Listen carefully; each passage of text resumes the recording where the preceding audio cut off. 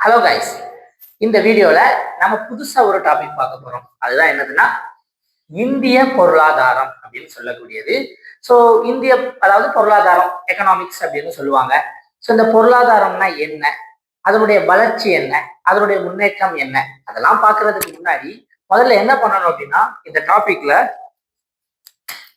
பொருளாதாரம் அப்படின்னா என்ன அதை பத்தி கண்டிப்பா தெரிஞ்சிருக்கணும். அதுல சில விஷயங்கள் இருக்கு. அதுக்கப்புறவு இந்திய பொருளாதாரத்துக்குள்ள போகலாம். சரி, ஓகே.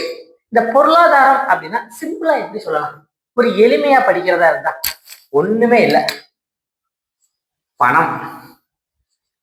இந்த பணம் தாங்க, இந்த பணம் தான் இந்த பொருளாதாரத்தை பத்தி சொல்லுது. அது எப்படி சொல்லுது?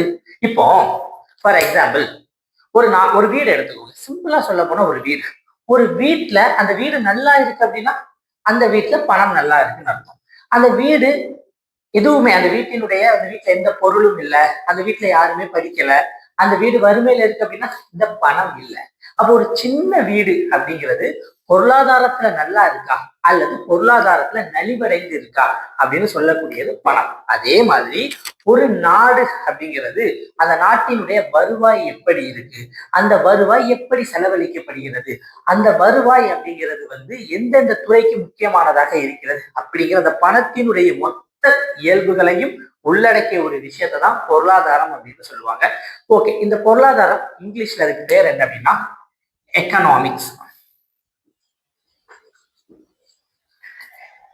இந்த எக்கனாமிக்ஸ் அப்படிங்கிற அந்த டேர்ம், அந்த விஷயம் எந்த நாட்டினுடைய மொழியிலிருந்து உருவானது அப்படின்னா கிரீக். ரொம்ப முக்கியம், கிரீக் அப்படின்னு சொல்லுவாங்க.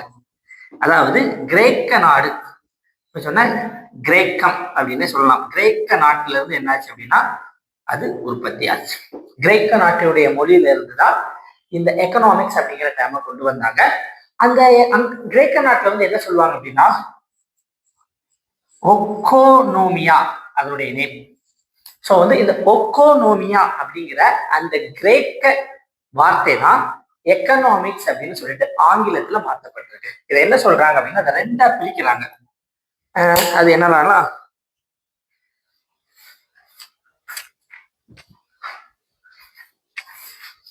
அது என்னலாம் அப்படின்னு பார்த்துக்கிட்டீங்க அப்படின்னா ஃபர்ஸ்ட் ஓக்கியோஸ் ஆர் நோமோஸ் அப்படின்னு பிரிச்சிருக்காங்க.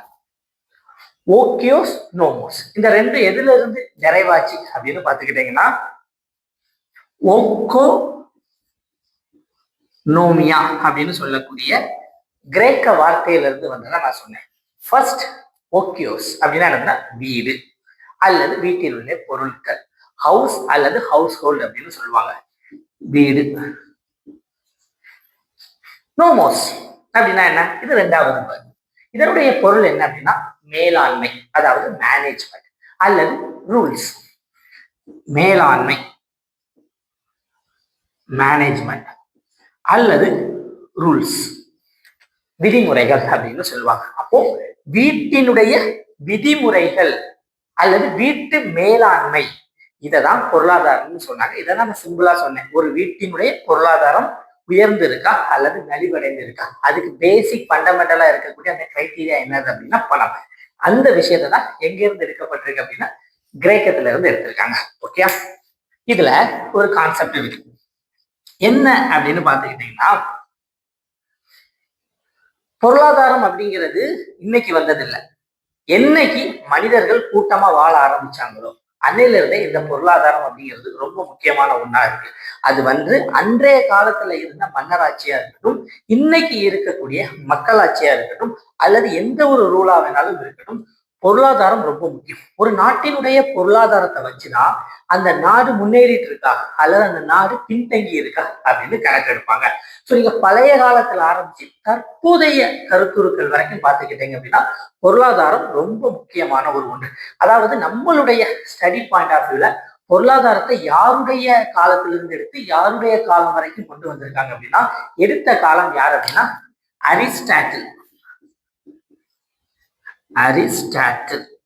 அரிஸ்டாட்டிலுடைய காலத்திலிருந்து எடுத்து யாருடைய காலம் வரைக்கும் கொண்டு வந்திருக்காங்க அப்படின்னா ஆடம்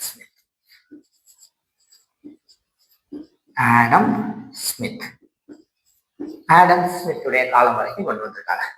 அரிஸ்டாட்டிலுடைய காலத்துல அவருடைய பொருளாதார கருத்துக்கள் எதை மீன் பண்ணி இருந்துச்சு, அதாவது எதை தொடர்பு படுத்தி அரிஸ்டாட்டில் பொருளாதாரத்தை பத்தி சொன்னார் அப்படின்னா, நான் முதலே சொல்லியிருப்பேன் உங்களுக்கு, ஹவுஸ் ஹோல்ட், அதாவது வீட்டினுடைய பொருட்கள் அல்லது வீட்டினுடைய செயல்பாடுகளை பற்றி சொல்லியிருப்பார். அரிஸ்டாட்டில் யாரு? கிரேக்க நாட்டை சேர்ந்த சிந்தனையாளர். அப்போ அந்த எக்கோனோமியா அப்படிங்கிறவர் யாருடைய காலத்துல உதயமாயிருக்கும்? கண்டிப்பா அரிஸ்டாட்டிலுடைய காலத்துலதான் உதயமாயிருக்கான வாய்ப்புகள் இருக்கு, அல்லது அவருடைய சாக்ரட்டிஸ் உடைய காலத்துல என்ன பண்ணிருக்கலாம், உதயமாயிருக்கலாம். பட் இருந்தாலும் உங்களுக்கு இப்ப புரிஞ்சிருக்கும், அரிஸ்டாட்டிலுடைய காலத்துல இருந்து என்னது ஹவுஸ் ஹோல்ட் அப்படிங்கிற காலத்துல ஆரம்பிச்சு தற்போது ஆடம் ஸ்மித், அதாவது மாடர்ன் பொருளாதாரம், அதாவது நவீன பொருளாதாரத்துக்கு வந்த ஆடம் ஸ்மித்துடைய காலத்துல பாத்தீங்கன்னா அவர் இதை கொஞ்சம் விரிச்சு நேஷன் வெல்த், நாடுகளின் செல்வம், அதை வச்சு அவர் என்ன பண்றாரு அப்படின்னா கான்செப்ட் கொண்டு வர. புரிஞ்சா இல்லையா? அப்ப அரிஸ்டாட்டில் காலத்துல இருந்து தற்போதைய, அதாவது ஆடம் ஸ்மித்துடைய காலம் தள்ளி தற்போதைய காலம் வரைக்கும் வந்தாச்சு. அந்த காலம் வரைக்கும் பார்த்துக்கிட்டீங்க அப்படின்னா எதை பத்தி சொல்லப்பட்டிருக்கு அப்படின்னா பொருளாதாரத்தை பத்தி சொல்லப்பட்டிருக்கு. அரிஸ்டாட்டிலுடைய காலத்துல ஒரு சின்ன வீட்டுல ஆரம்பிச்சிருக்கு. ஆடம் ஸ்மித்துடைய காலத்துல பார்த்துக்கிட்டீங்க அப்படின்னா ஒரு பெரிய நாட்டுக்கு என்ன பண்ணியிருக்காங்க அப்படின்னா பரவலா சொல்லியிருக்காங்க. அதுல ஒவ்வொன்றா நம்ம பார்க்கலாம். ஃபர்ஸ்ட் நீங்க தெரிஞ்சிக்க வேண்டிய மிக மிக முக்கியமான ஒரு பாடம், மிக மிக முக்கியமான ஒரு விஷயம் என்னதுன்னா, பொருளாதாரத்தின் தந்தை யாரு அப்படின்னு தெரியணும். பொருளாதாரத்தின் தந்தை யாரு? யாருமே இல்ல, ஆடம் ஸ்மித் தான். Adam Smith. ஆடம் ஸ்மித் எல்லாம் என்ன சொல்லுவாங்க அப்படின்னா பொருளாதாரத்தின் தந்தைன்னு சொல்லுவாங்க. காரணம் இல்லாம அவரை சொல்ல மாட்டாங்களா இல்லையா? அது என்ன காரணம் அப்படின்னு பார்ப்போமா? சோ ஆடம் ஸ்மித் என்ன பண்றாரு அப்படின்னா, நான் சொன்ன மாதிரி அவருடைய கான்செப்ட் என்னது? Nation wealth. ஸோ அவருடைய புக் நேஷன் வெல்த், நாடுகளின் செல்வம் அப்படிங்கிற புக்ல பொருளாதாரத்தினுடைய இயல்புகளை எழுதியிருக்காரு. அவரு என்ன சொல்றாரு அப்படின்னா லேசி ஃபேர் அப்படின்னு சொல்றாரு. அதாவது லேசி ஃபேர், அது என்ன லேசி ஃபேர் அப்படின்னா, சிம்பிளா சொல்ல போனா, ஈஸியா எளிமையா படிக்கிறதா இருந்தா இது வந்து ஒரு கிரேக்க வார்த்தை. அவரு அத என்ன சொல்றாரு அப்படின்னா மினிமம் கவர்மெண்ட் இன்டர்வென்ஷன், அதாவது குறைவான அரசின் தலையீடு அப்படின்னு சொல்றாரு. அப்படின்னா அவர் என்ன சொல்றாருன்னா, மக்களுக்கு பொருளாதாரத்துல முழு சுதந்திரம் இருக்கணும், அவங்க எந்த ஒரு வணிகத்தையும் ஆரம்பிக்கலாம், அதுக்கு அரசு எந்த ஒரு தடையும் என்ன பண்ணக்கூடாது அப்படின்னா கொடுக்க கூடாது அப்படின்னு சொல்லியிருக்காங்க. அப்போ நீங்க கேட்கலாம், குறைவான அரசின் தலையீடு தானே இருக்கு, முழுமையான அரசின் தலையீடு இல்லாமை அப்படின்னு ஒரு வேர்டு சொல்லியிருந்தா பொருளாதாரம் இன்னும் சுதந்திரமா இருக்கும் அப்படின்னு கேட்டா, அரசினுடைய தலையீடு ஓரளவுக்கான பொருளாதாரத்துல இருக்கணும். அப்படி இல்லைன்னு வைங்களேன், எல்லாம் ஒருவேளை அது நாட்டினுடைய பொருளாதாரத்தை பாதிக்கிறதுக்கான வாய்ப்புகள் அதிகம் இருக்கு. எப்படி பாதிக்கலாம் அப்படின்னா, சட்டத்திற்கு விரோதமான தொழில்கள் நடைபெறுவதற்கு வாய்ப்புகள் இருக்கு, சமூகத்தில் குற்றங்கள் எழுவதற்கான வாய்ப்புகள் அதிகம் இருக்கு. அதனாலதான் அந்த மாதிரி சமூக சீர்கேடோ, இதன் மூலமா பொருளாதார வளர்ச்சி மற்றும் முன்னேற்றத்திற்கு எந்த தடையும் ஏற்படாம இருக்கணும் அப்படிங்கிறதுக்காக தான் அரசு குறைவான அளவுல தலையீடு இருக்கணும், ஆனா அதிக அளவுக்கு தலையீடு இருக்கக்கூடாது. அப்படி தலையீடு இருந்துச்சு அப்படின்னா முதலீடு அப்படிங்கிறது குறையும் அப்படிங்கிறது யாரும் சொல்றா அப்படின்னா ஆடம் ஸ்மித் சொல்றாரு. அதனாலதான் ஆடம் ஸ்மித் என்ன சொல்றாங்க அப்படின்னா பொருளாதாரத்தின் தந்தை அப்படின்னு சொல்றாங்க. இது போக ஆடம் ஸ்மித்துடைய இன்னொரு கான்செப்ட் என்ன அப்படின்னா அழகா சொல்றாரு, அந்த லேசி ஃபேர்ல இன்விசிபிள் ஹேண்ட், அதாவது கண்ணுக்கு தெரியாத கை அப்படின்னு சொல்றாரு. ஸோ ஆடம் ஸ்மித்தை பொறுத்த வரைக்கும் உற்பத்தி அப்படிங்கிறது நடந்துட்டே இருக்கணுமா, அந்த உற்பத்திக்கு அதனுடைய உற்பத்தியினுடைய விளைவு என்ன? பொருட்கள், குட்ஸும் சர்வீசஸும், பண்டங்களும் பணிகளும். பண்டங்கள்னா என்ன? கண்ணுக்கு தெரியக்கூடியது. பணிகள்னா என்ன? கண்ணுக்கு தெரியாதது. இந்த பண்டங்கள் மற்றும் பணிகளை நீங்க உற்பத்தி பண்ணுங்க. அதை உற்பத்தி பண்ணக்கூடிய அந்த பண்டங்கள் மற்றும் பணிகளை வாங்குறதுக்கு எங்கேயோ ஒரு கை இருக்கு, அந்த கை நம்ம கண்ணுக்கு தெரியாது, அதனால அதை இன்விசிபிள் ஹேண்ட் அப்படின்னு சொல்றாரு. அப்ப இதுல இருந்து நம்ம தெரிஞ்சுக்க வேண்டிய பாயிண்ட் என்ன? பொருளாதாரத்தின் தந்தை ஆடம் ஸ்மித். அவருடைய புத்தகம் நேஷன் வெல்த், அதாவது நாடுகளின் செல்வம். அவர் என்ன சொல்றாங்க அப்படின்னு, அவருடைய கான்செப்ட் என்ன? லாசிஃபர், அதாவது குறைவான அரசின் தலையீடு அப்படின்னு சொல்றாரு. இன்னொரு சொன்ன அவருடைய விஷயம் என்ன அப்படின்னா இன்விசிபிள் ஹேண்ட். இதுல அவர் முக்கியமா என்ன சொல்றாரு அப்படின்னா சந்தை உற்பத்தியை பத்தி சொல்றாரு. அந்த உற்பத்தி நடந்துட்டே இருக்கணும், அந்த உற்பத்தியை வாங்குறதுக்கு ஒரு கை காத்துட்டு இருக்கும் அப்படின்னு அவர் என்ன பண்றாரு அப்படின்னா சொல்றாரு. இதுல இருந்து அவர் சொல்லக்கூடிய ஒரு விஷயம், மார்க்கெட் வந்து ஃப்ரீயா இருக்கணும், சந்தை சுதந்திரமாக இயங்குதல் வேண்டும், அந்த அரசினுடைய தலையீடு குறைவாக இருத்தல் வேண்டும் அப்படின்னு சொல்றாரு. அடுத்து இதுக்கு அப்படியே ஆப்போசிட் யார் அப்படின்னா மார்க்ஸ்.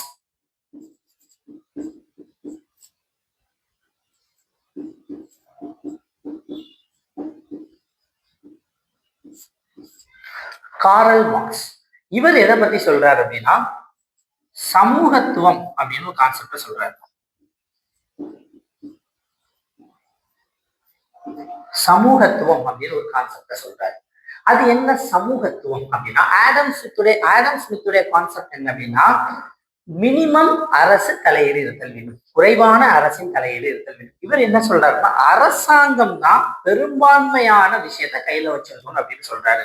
இதன் மூலமா சமூகத்துல ஏற்றத்தாழ்வுகள் குறையும், வறுமை குறையும், சமூக குற்றங்கள் குறையும் அப்படின்னு சொல்லிட்டு என்ன பண்றாரு அப்படின்னா கால் மார்க்ஸ் எடுத்துரைக்கிறார். பட் கால் மார்க்ஸ் உடைய அந்த கான்செப்ட் சமூகத்துவம், அது அறிவியல் அடிப்படையிலான சமூகத்துவம் அப்படின்னு சொல்றாங்க. அதாவது சோசியலிசம், சயின்டிபிக் சோசியலிசம் அப்படின்னு யாரு சொல்றா அப்படின்னா கால் மார்க்ஸ் சொல்றாரு.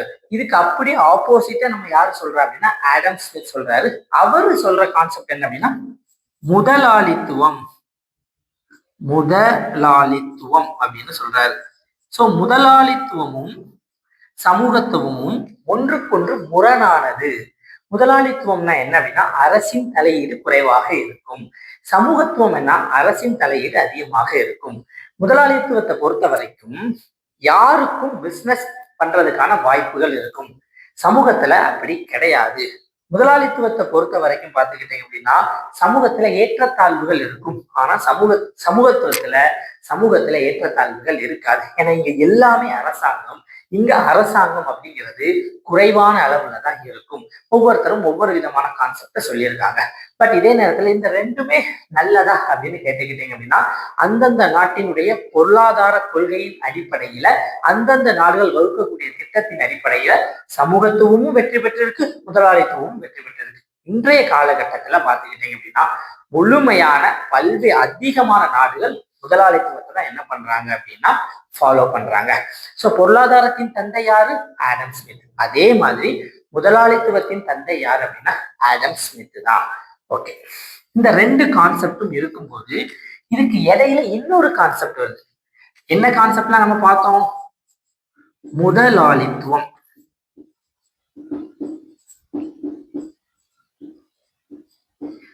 இன்னொரு கான்செப்ட் என்ன பார்த்தோம்? சமூகத்துவம் அப்படின்னு கான்செப்ட் பார்த்தோம். முதலாளித்துவம் ஒரு கான்செப்ட் பார்த்தோம், சமூகத்துவம் ஒரு கான்செப்ட் பார்த்தோம். இந்த ரெண்டையும் இணைச்சு ஒரு கான்செப்டை கொண்டு வந்தாரு. அதுதான் என்ன அப்படின்னா கலப்பு பொருளாதாரம்.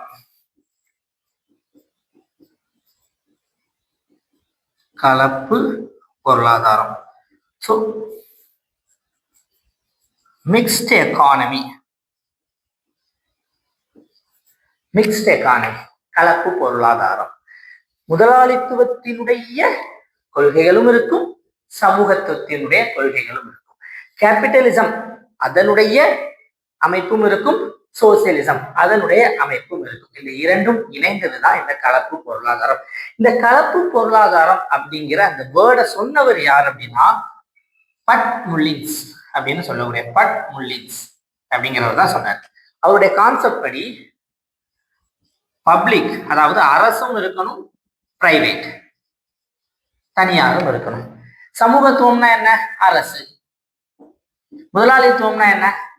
பிரைவேட் தனியார்.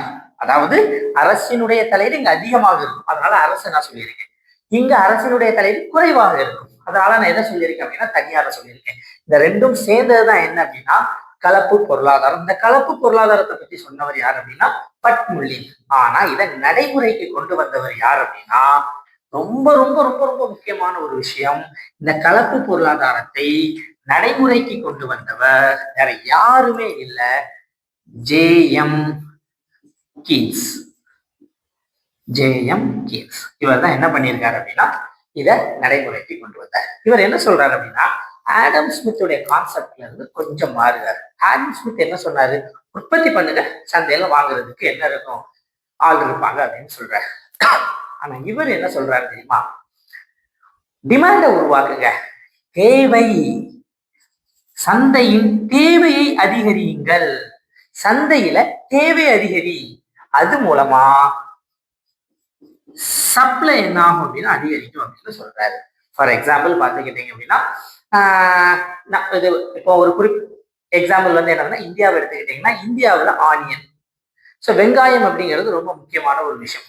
ஒரு சைடு நம்ம வெங்காயத்தை உற்பத்தி பண்ணிட்டே வரோம், இன்னொரு சைடு பார்த்துக்கிட்டீங்கன்னா போதுமான அளவு தேவை இல்லை அப்படின்னா அலுவலர் வெங்காயம் அவ்வளோ என்ன ஆயிரும், மார்க்கெட்ல சீப்பான ரேட்டுக்கு போகும். இதனால விவசாயிகள் என்ன பண்ணுவாங்க அப்படின்னா துயரம் அடைவாங்க. அப்படி இருக்கக்கூடாது. வெங்காயத்தை என்ன பண்ண, வெங்காயத்தினுடைய டிமாண்ட் அதிகப்படுது. 100 டன் தேவையா, அந்த 100 டன் தேவையை நீ உருவாக்கி அது மூலமா சப்ளை அதிகப்படுத்து, அளிப்பு அதிகப்படுத்து, கண்டிப்பா பொருளாதாரம் என்ன பண்ணுவோம் அப்படின்னா பொருளாதாரம் ஸ்ட்ராங் ஆகும் அப்படின்னு சொல்றாங்க. இதுதான் என்னதுன்னா கலப்பு பொருளாதாரம். அப்போ நம்ம பொருளாதாரம் அப்படின்னு சொல்லும்போது அதுல 3 விஷயங்கள் பார்த்தோம். ஒண்ணு பொருளாதாரம் அப்படிங்கிற அந்த வேர்ட் கிரீக் வேர்ட். ஸோ அதை 2ஆ பிரிச்சு வீடு மற்றும் மேலாண்மை அப்படின்னு பார்த்தோம். அரிஸ்டாட்டில் காலத்துல ஆரம்பிச்சு ஆடம் ஸ்மித்துடைய காலத்துக்கு வந்து ஆடம் ஸ்மித்தினுடைய அந்த நவீன பொருளாதாரம் சிறிய மாற்றத்தை அடைபெற்றது ஜே.எம். கீன்ஸுடைய காலத்துல பார்த்தோம். முதலாளித்துவம்னா என்னதுன்னு பார்த்தோம், சமூகத்துவம்னா என்னதுன்னு பார்த்தோம், அந்த இரண்டும் சேர்ந்தது என்னதுன்னு பார்த்தோம். அப்போ இந்த வீடியோ உங்களுக்கு தெளிவா புரிஞ்சிருக்கும்னு நினைக்கிறேன்.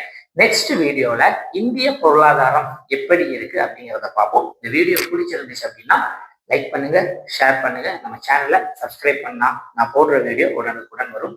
தேங்க்யூ.